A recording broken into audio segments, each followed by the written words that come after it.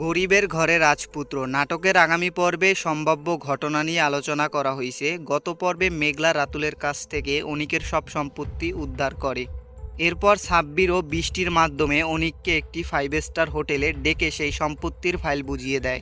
কিন্তু সম্পত্তি ফিরে পাওয়ার পরও অনিক মেঘলার সাথে খারাপ ব্যবহার করে, যা মেঘলা বা দর্শকরা আশা করেনি।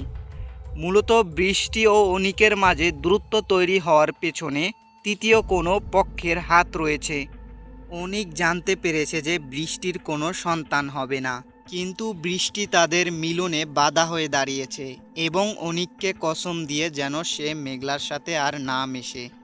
এই কসমের কারণেই অনিক বাধ্য হয়ে মেঘলার সাথে খারাপ ব্যবহার করেছে। এত কিছুর পরেও অনিকের কাছ থেকে মেঘলার এরকম ব্যবহার স্বপ্নেও কল্পনা করে নাই। আপনারা জানেন গত পর্বে রাতুলের কাছ থেকে মেঘলার সকল সম্পত্তি উদ্ধার করলো। রাতুল যেগুলো অনিকের কাছ থেকে কেড়ে নিয়ে গেছে, কিন্তু যখন সেই সম্পত্তি ফিরিয়ে দেওয়ার জন্য সাব্বির এবং বৃষ্টির মধ্যে দিয়ে অনিককে ইনভাইট করলো 5 স্টার হোটেলে, এবং অনিক সেখানে আসলো। এসে সাব্বির এবং মেঘলাকে দেখলো।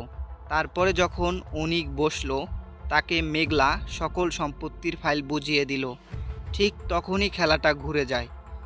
আসলে কোন কারণে এত কিছুর পরেও মেঘলার সাথে এরকম দুর্ব্যবহার করেছিল অনিক? যারা গরিবের ঘরে রাজপুত্র নাটকটা দেখেছেন সেই সকল দর্শক বন্ধুরা আশা করে নাই, একটু পরে জানলে আপনাদের চোখ কপালে উঠে যাবে। মূলত ঘটনাটা হয়েছে, মেঘলা এখন বুঝতে পারছে অনিক এবং মেঘলার দূরত্ব তৃতীয় পক্ষ বাড়িয়েছে।